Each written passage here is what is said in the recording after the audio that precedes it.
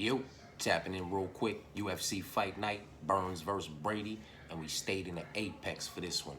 Who will that smaller cage be a benefit to next Saturday, and who will that smaller cage be a disadvantage to? That is to be determined. I do appreciate y'all for tapping in this video right here. Man, this is just because I know we already talked about this card multiple times. You understand what I'm saying to you? Fuck it. Let's talk about some shit. Let's start off with why when it comes to these women's MMA matchups that we have on these cards, why I'm more so confident in my plus 250 underdog than I am in my minus 290 favorite. Let's talk about it, man. Vanessa Demopoulos, that's my plus 250 underdog. She's going against Jacqueline, an individual, a young woman who doesn't know what it's like to win a decision. She doesn't even know what it's like for her fights to go to the cards except for the one time that she lost. You understand what I'm saying to you? She's used to getting the job done inside the distance a couple times via KO, TKO, but mostly via submission. Where on the other side, Vanessa, she doesn't know what it's like to lose inside the distance. Her 5 losses all come via decision. You understand what I'm saying to you? And in my personal opinion, Vanessa is by far the better all-around mixed martial artist. And I do not see a night where Jacqueline finds the finish inside the distance against Vanessa. And she may very well find herself getting finished inside the distance if she searches for that finish too aggressively or too recklessly against Vanessa. Again, this is all just my personal opinion because I rate, Vanessa to be by far better all around mixed martial artist. You understand what I'm saying to you? I don't rank Vanessa as a low level or even a medium low or a medium. I'll give her medium high. She's very well rounded. She's very solid. She's very strong. Absolutely everywhere in every department, and she's proven to be, that she can be very dangerous in her own right. You understand what I'm saying to you? And again, I don't see a night where Jacqueline is able to find the finish inside the distance, and I definitely don't see a night where Jacqueline is able to, find a victory via any type of decision, majority, split, unanimous, none of that shit in my personal opinion, because the better body of work is going to be produced by Vanessa over the course of 15 minutes if it goes the distance. And if the finish is found inside the distance via submission or KO, TKO, that's going to be found by Vanessa.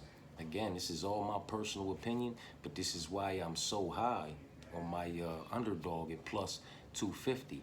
Now, I like Natalia Silva at minus 290. Maybe not so much so. I do like Natalia Silva. I like her to be, the better all-around mixed martial artist in this matchup.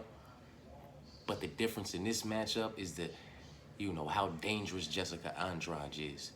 She's very fucking dangerous, man. And she will just bulldog her way to fuck in and crash through that motherfucking distance. You want to play that range game with her, she will take one to give one. You understand what I'm saying to you? And trust me when I tell you the one that she's going to give is going to be, it's going to pack a bit more pop than the one she took. You know what I'm talking about?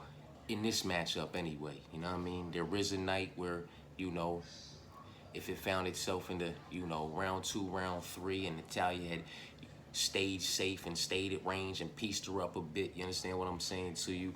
And Jessica was chasing the finish a bit too recklessly that Natalia could possibly sidestep her and clip her, with a counter hook or something that could hurt her. But just, the 1-2s, and Natalia is a very technical practitioner in the striking department, and she just doesn't necessarily pack a whole lot of pop and power, in her each and every individual shot, man. You know what I'm saying? So she really has to stay safe. She really just has to stay safe, man. And the reason I can't be as, confident in her as I am in Vanessa, you understand what I'm saying to you? Especially at minus 290, but as any kind of a fucking favorite against Jessica Andrade, you know what I'm saying? Is just the fact that she has to stay safe for 15 minutes. If she slips for 1 minute, 1 second, it's over for her. She's been, she's caught one loss via KO, TKO. So we're not talking about somebody who doesn't know what it's like to lose inside the distance via KO, TKO. And on the other side, we are very much talking about an individual who knows how to get it done via KO, TKO inside the distance. You know what I'm talking about? Very much does pack, possess pop and power in each and every individual shot that she throws in Jessica Andrade. You know what I'm saying? So, and I said it before in my breakdown, I believe just about everybody, not everybody, but just about everybody that Jessica Andrade has ever shared that UFC octagon with was the better all-around mixed martial artist, and for the most part was producing the better body of work until they weren't. You understand what I'm saying to you? You must stay safe for the whole 15 minutes. Like, you can't be playing games with her. She'll clip you at 4 minutes and 59 seconds of the last round. You know what I mean? You cannot play fucking games. I do feel like Natalya is dialed all the way in. You know what I'm saying? And with that being said, this is a big step for her. You know what I mean? This is a big name to get on, on her resume and under her belt if she's able to secure the victory. She must stay safe, though. I don't worry about that with Vanessa. I'm highly confident in Vanessa. It's crazy that I'm more confident in a plus 250 underdog than I am in a minus 290 favorite, but that's how the ball bounces and the cookie crumbles sometimes. You know what I'm talking about? You know what I mean? Like fucking Ryan Spann is a minus 3-something favorite.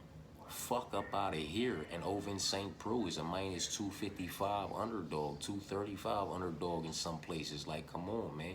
He is by far the better all-around mixed martial artist with multiple routes to victory.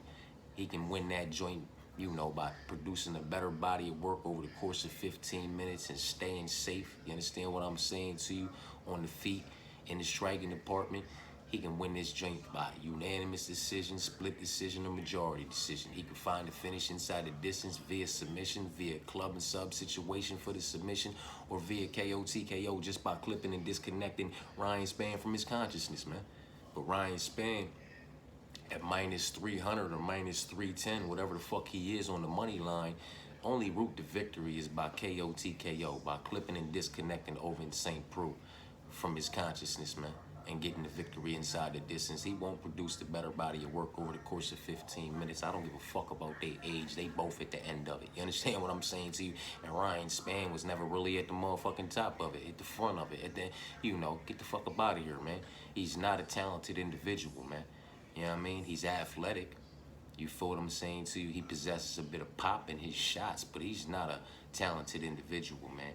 You know what I'm talking about? And Ovin St. Preux with the motherfucking leg kicks, the calf kicks, the body kicks, the all-around motherfucking body and mixed, the all-around body of work in mixed martial arts, man. If he wants to take it to the ground, if Ryan Spann don't like how things is going on the feet and he attempts to take it to the ground, Ovin St. Preux can lock up a submission that way. You understand what I'm saying to you? Transition to a dominant position and put work on him in any way, shape, form, or fashion. Ovin St. Preux can win this fight. You feel me? And,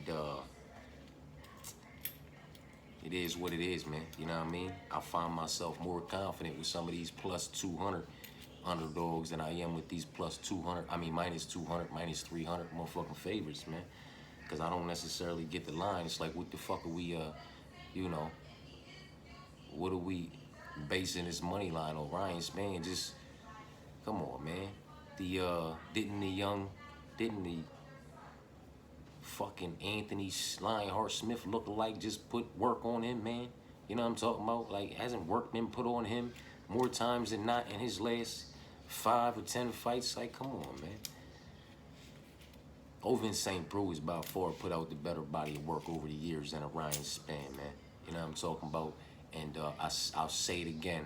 Ryan Spann's win via KO, TKO over Dominic Reyes is nothing to motherfucking talk about when that was the time that everybody was getting Dominic Reyes out of there via KO, TKO. And we don't necessarily know that that era of getting Dominic Reyes out of there via KO, TKO is over just because he won one fight.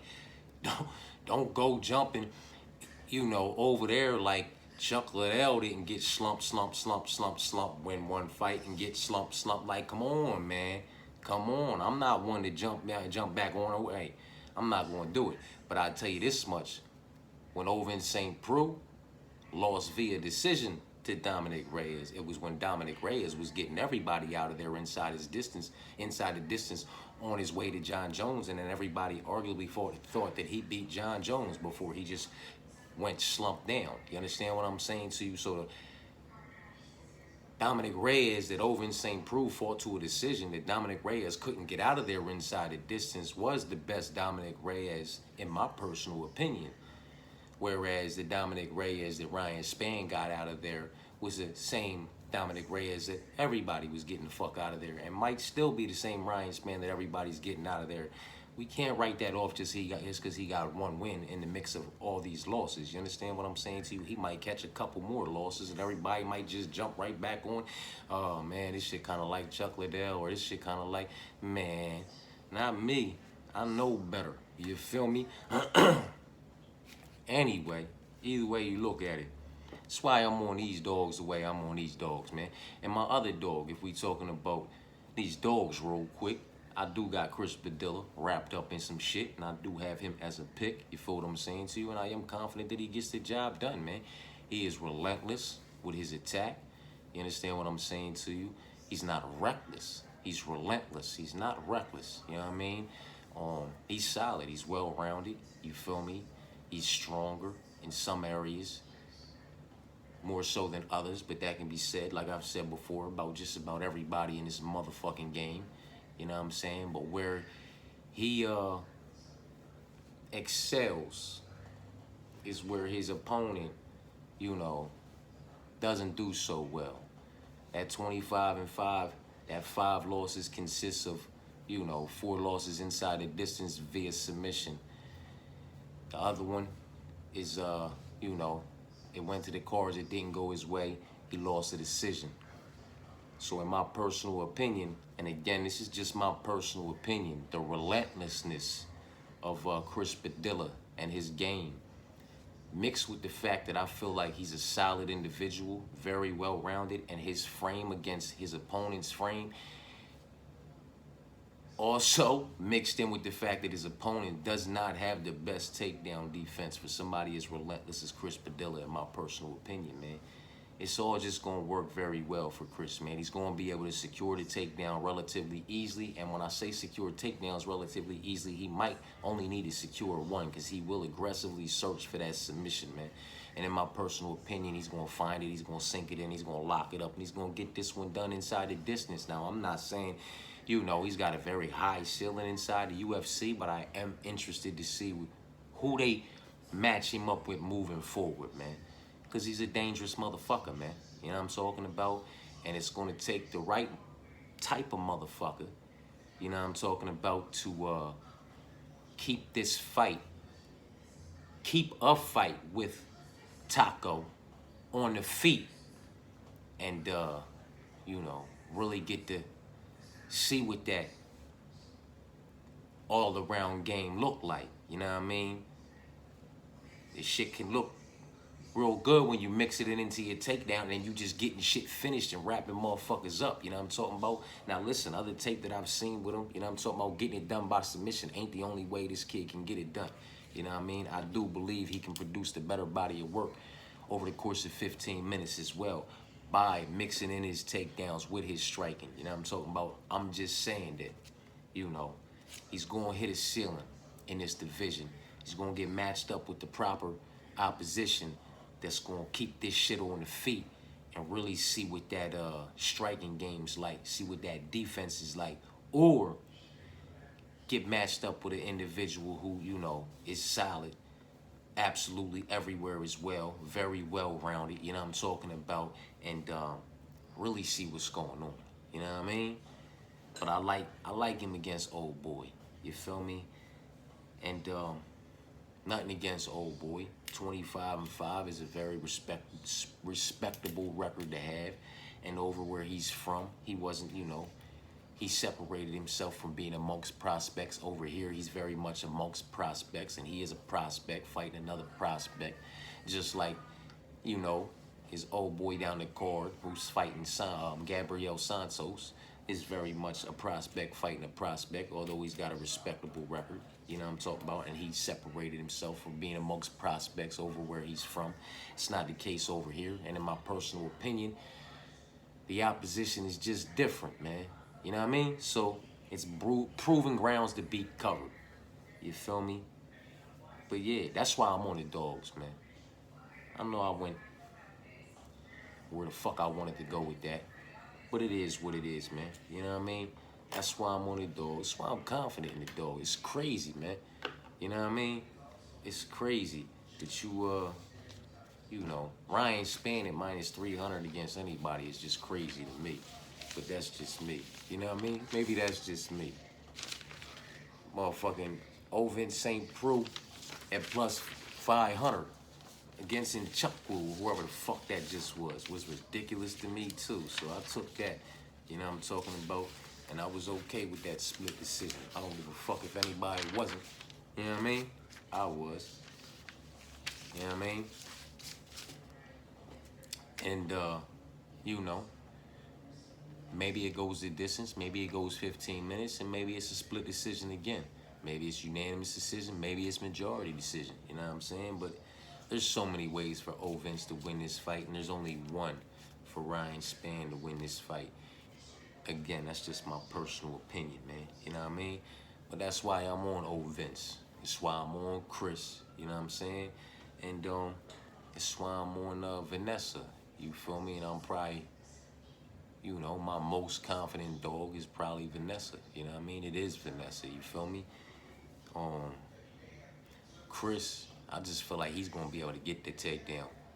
If he needs more than one, he'll be able to get it, in my personal opinion, and he'll aggressively search for that submission, and he'll sink it in, and he'll leave old boy, you know, 25-6, with 5 of them 6 coming via, you know, submission inside the distance. And if it goes the full 15 minutes, then he'll be 5-6, with 4 of those 6 still coming via submission and 2 coming via decision, because Chris will put him in multiple compromisable positions over the course of those 15 minutes while locking up and securing those takedowns. And if he stays safe, then he loses another decision.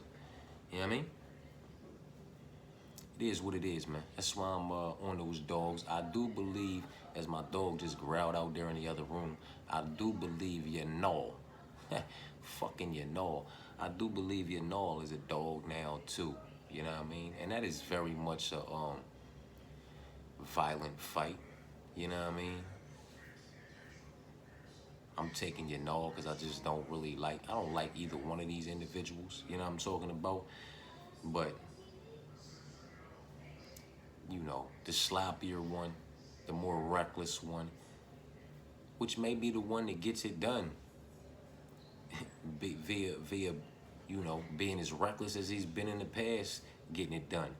It might be Peak, you know what I'm saying? But that's the one who I'm not on the side of. I'm on the side of Yanal, man, because if he doesn't like how something's going on the feet, I do feel like he possesses the abilities to get this one to the ground. Maybe not relatively easy, but slow Peak down a bit while searching for the takedowns. And if he's able to secure it, then, you know, put him in a compromisable position or 2, searching for a submission. Maybe he gets it, maybe he doesn't. Maybe they find their way back up to the feet, maybe they don't.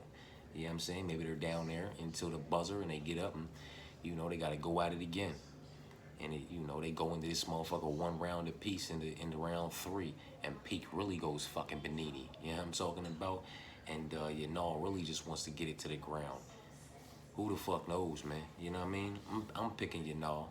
I feel like he has more ways to get it done. He could catch and clip Peak, which Peak is tough, you know what I mean? But he could catch and clip him. He could get him to the ground and submit him. He could club and sub him and submit him. You know what I mean? He could possibly pull out a split decision type situation, man. I don't know that Peak wins a decision. Because if Peak's getting his work off, you know, if Peak's getting his shit off, then he probably gets it done inside the distance. He probably clips him and just disconnects him from his consciousness, you know what I'm saying? And goes fucking silver back on him. Fucking Ralphie Christmas Story, just you know what I mean? Who the fuck knows?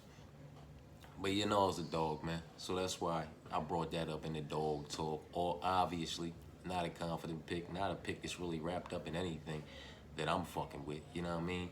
If anybody does fuck with it, I highly suggest it's a swap out option type situation, because either one of these motherfuckers could get it done quick, or, you know, via 15 minutes of just banging out, possibly fight of the night type shit. You know what I mean? Who the fuck knows, man? I, for one, do believe it will be sloppy and fun to watch. You know what I mean? So I'll have no, no stake in it, no bets, man. Just sit back and watch these motherfuckers, you know, go into the apex, but really in the backyard somewhere, the way these motherfuckers gonna go off on each other. I think that shit just gonna look messy. But it is what it is. It's just my personal opinion, man. Real quick, Fletcher's still the pick. You know what I'm saying? I ain't seen him anywhere though. I ain't seen him anywhere yet. I ain't seen that fight anywhere yet on any money lines. You know what I'm saying? When it's on the apps and it's available and all that, I'll tap in and talk about, you know, parlays as far as adding some of these other legs as far as, you know, are concerned. They should all be swap out options though, man. Fletcher's still gonna be the pick though. You know what I mean? The more technical practitioner out of the two, and the one that has the wrestling and grappling in his back pocket and should be able to, you know, lock up and secure takedowns relatively easily. It's just about what he does with them when he does do that, because I do still believe Ramaska to be the more dangerous individual out of the two, and at any given time he could get Fletcher the fuck up out of there. So it's a situation where he very much has to stay safe too. You know what I'm saying? And you can give me St. Preux as the dog, man. Padilla as the dog. Gabriel Santos to get it done, man. Over Yizza. With all due respect to Yizza's 25-4. Up against opposition with combined records of 239 wins, 158 wins, where Gabriel is 10-2. Up against opposition with combined records of 90 wins and 20 losses. One loss coming to Onama inside the distance, and one coming split decision to Leroy Murphy, who's an individual I'm, you know, very high on. So it is what it is, man. It's not in my most confident picks, but it is a pick for Gabriel to get it done in some way, shape, form, or fashion. You know what I'm talking about? Andre Petrowski to get it done in some way, shape, form, or fashion. I still believe it's wrestler with an overhand versus wrestler with an overhand, but one wrestler with an overhand is very dangerous jiu-jitsu practitioner, and that is what separates them. So that is what's going to make Dylan a bit hesitant to engage in the wrestling, in my personal opinion, because of the threat of the submission. Think somebody's getting knocked the fuck out, disconnected from their consciousness, and this one's going to end inside the distance, or it's going to be a bit sloppy and go the distance, possibly be a split decision. See what they striking game is all about. You know what I mean? Isaac versus Brendan, man. Like, I don't even, you know what I'm saying? I don't even want to pick Isaac, man. And Brendan fuck around, show up and knock him the fuck out. Put his chin in the upper deck somewhere. You know what I'm talking about? Contest, you know what I mean, in the mix for knockout of the year type shit against a minus 2,000 pick. Oh, what the fuck, man? I don't want nothing to do with this fight, man. I don't want nothing to do with this fight, because if we are all being honest with each other, Terrence McKinney can catch anybody. And I'd argue to say maybe anybody in this division, the division below, and the division above. If he catches them cleanly, he could disconnect just about anybody from their consciousness. The young motherfucker can crack. You know what I'm talking about? Like, he got popped in those shots, man. You know what I'm talking about?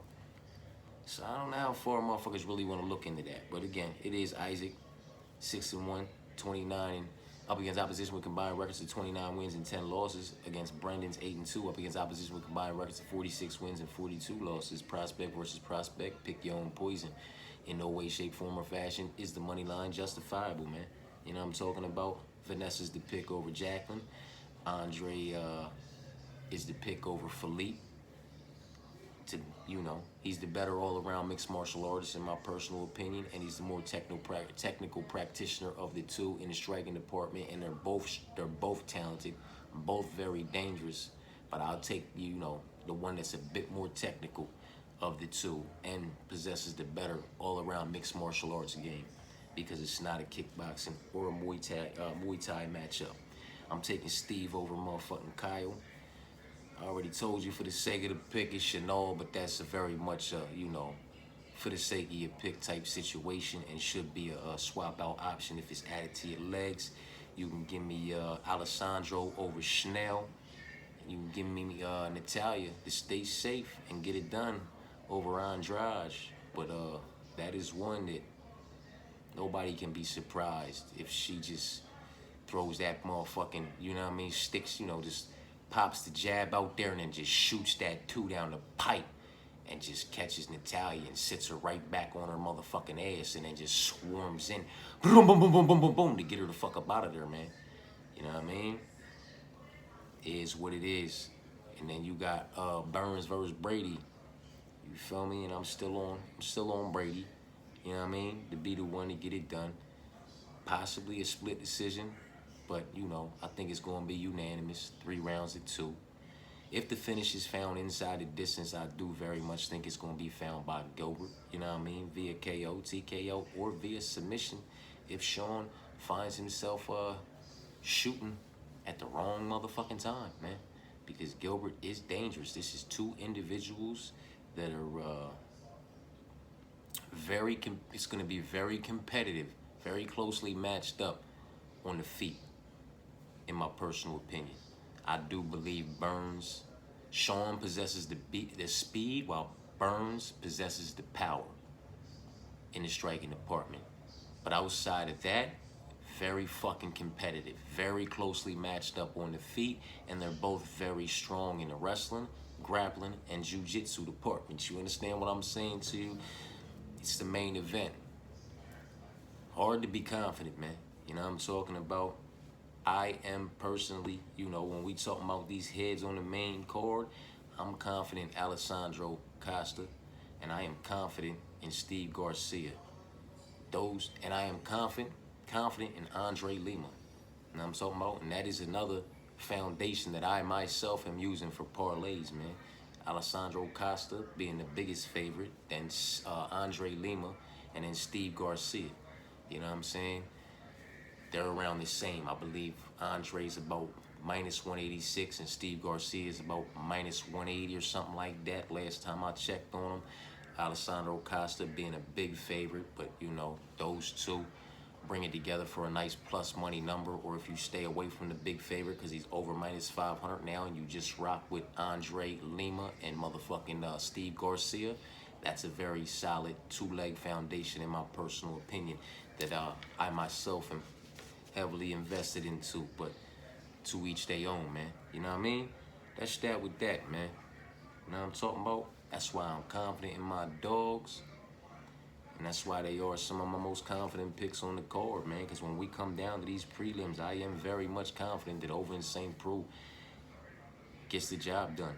As well as Chris Padilla, as well as Gabriel Santos, Andre Petrowski, and Vanessa Demopoulos. You know what I mean? I'm leaving that Fletcher and Ramaska fight out, and I'm leaving that Isaac and Brendan fight out, because I don't want anything to do with them, man. You know what I mean? Especially if we're talking about picks that I want to, you know what I mean? I stand on all my picks, win, lose, or draw, but picks that I'm confident in on them prelims, I'm confident. You know what I mean? I am confident in those dogs to bark, man. You know what I mean? And the favorites that I'm confident in, I'm confident in them as well. You know what I mean? Yeah. So them prelims, man. So you can give me St. Preux. You can give me Padilla, the Taco. You know what I mean? You can give me Taco. You can give me Vanessa, man. You can give me Petrowski. You know what I mean? I take Gabrielle. You feel me? As far as being just solid, I'm cool, man. You know what I mean? Because I can't tell you what the fuck's gonna happen in Ramaska, Fletcher, and Isaac and Brendan, to be honest with you. You know what I mean? In that main card, man, you can give me Andre Lima, uh, Steve Garcia, and Alessandro Costa. You know what I'm saying? Because if we being honest, you know what I mean? I don't know what the fuck gonna happen in Peak, you know? I don't know what the fuck gonna happen in Silva and Andrade. And I don't know what the fuck gonna happen in Brady and Burns, man. But I do feel like for that main card, Alessandro Costa gets the fucking job done. Steve Garcia gets the fucking job done. And Andre Lima get the fucking job done. Lock those three up. You hear me? Told you how I feel about the other ones, man. I don't know what the fuck gonna happen in Burns versus Brady. I don't know what the fuck gonna happen in motherfucking Peak versus Yanal. And I don't know what the fuck gonna happen in Silver versus Andrade. I can tell you what I'd like to see happen.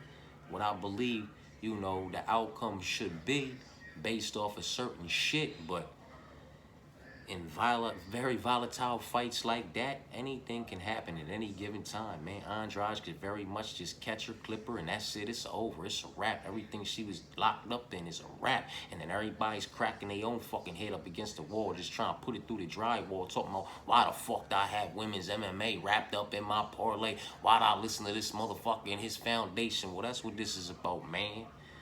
Huh? And that's what the parlay, when I did my foundation video, that's what all those different options for foundations was about, man. You know what I'm talking about? But listen, man, I'm telling you what Alessandro Costa, Steve Garcia, and Andre Lima are going to do on that main card, man. You feel me? So take with it what you will, run from it, you know, run with it. And in my personal opinion, I'm telling you what Vanessa Demopoulos, you know, Ovin St. Preux, Chris Padilla, Andre Petrowski, and Gabriel Santos are going to do on the prelims too. I very much don't know what the fuck Fletcher and Ramaska's going to do and what the fuck is going to happen between Isaac and Brendan. Who the fuck knows what's going to happen between those two, man? You know what I mean? But it is what it is. I'm going to go ahead and slide up out of here. I appreciate y'all for tapping in. That's that with that.